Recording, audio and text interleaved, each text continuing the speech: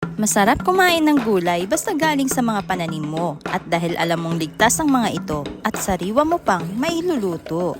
Magandang araw, samahan niyo po ulit ako mag-ani ng mga bulaklak ng kalabasa. Habang may bulaklak pang pwedeng anihin, ani lang ng ani para kumita. May mga bunga na ulit itong aming mga tanim na talong na pwedeng anihin. Pero bulaklak muna ng kalabasa ang una kong pipitasin. Itong bulaklak ang una kong pinipitas dahil kapag tanghali ng anihin ito ay nalalanta na at di na siya magandang tignan.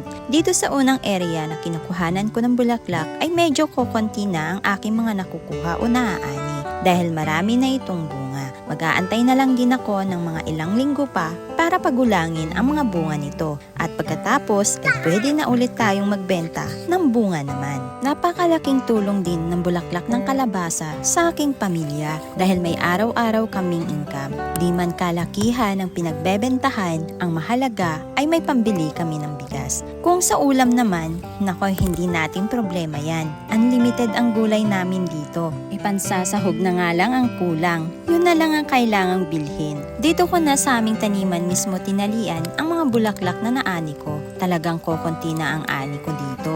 Pero doon sa kabilang area, marahil marami akong maaani doon dahil medyo huli kasi namin itinanim yon kaysa dito. 3 tali lang lahat yung nakuha ko na lang dito sa area na ito. Tapos dinaanan ko na rin yung aming alagang kalabaw na siyang ginagamit naming pang trabaho dito sa bukid. Hinila ko na ito para ilipat at nang sa ganon ay makakain din. Nandito na ako sa isang area na tinamnan namin ng kalabasa. Medyo madamo nga ito mga kabukid. Pero yung dito lang sa parteng pinaggapangan ng mga bagin. Yung puno ay malinis naman dahil lagi naman namin itong dinadamuhan. Mayroon na ding pong mga bunga ito. Kaya lang halatang halata pa na masyado pang mura. Tapos ko nang naani lahat ng bulaklak kaya itong bunga naman ng mga talong ang aking aanihin. Order na po ito lahat mga kabukid. Kaya kikuluhin ko na lang at ilalagay mamaya sa plastic bag. Siguro itong mga napitas ko ay abot din sa 4 na kilo. May pambibili na kami mamaya ng bigas at ganoon na rin ang pang-ulam. Nagsalang na nga po ng tubig itong aking asawa na paglulutuan namin ng inabraw ngayong umaga bago namin dadalhin yung aming mga panindang gulay doon sa mga nag-order.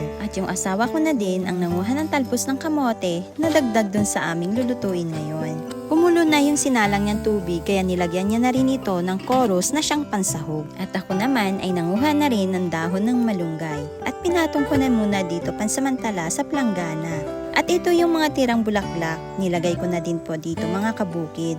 Mamaya ko na hihimayin yung mga gulay na lulutuin ko. Inuna ko munang balutin itong mga bulaklak ng kalabasa na order po sa amin. Dahon ng saging ang ginagamit kong pambalot para hindi kagad malanta ang mga bulaklak na ito. Kahit abutin pa nga ito kinabukasan, ay buhay na buhay pa rin itong mga bulaklak. Itong mga bulaklak na binabalot ko ng dahon ng saging ay dadalhin pa ito sa Maynila mga kabukid. At kumuha na rin po ako ng ilang piraso dito sa napitas kong bunga ng talong para pandagdag dito sa lulutuin ko na pang-ulam namin ngayong umaga.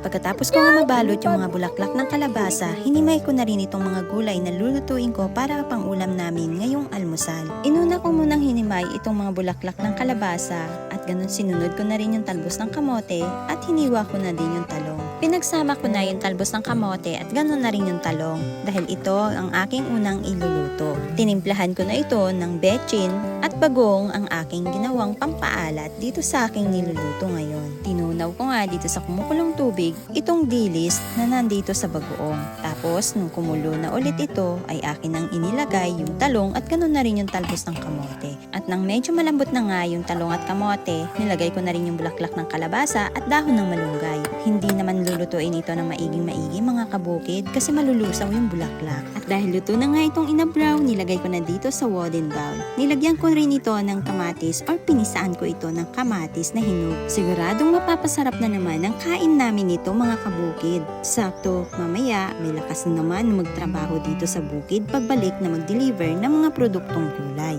Masustansya na naman ang ulam namin ngayon. Kain tayo mga kabukid. Pagkatapos mag-harvest ng mga panindang gulay. Ito, gulay din ang ulam namin mga kabukid. Dahil yan ang marami dito sa amin, kaya yan ang madalas naming ulamin. Pero healthy naman. Tapos ito, kanin ko, kanin na mais yan. Ayan o. So, yung ating gulay, pinisaan ko po ng kamatis.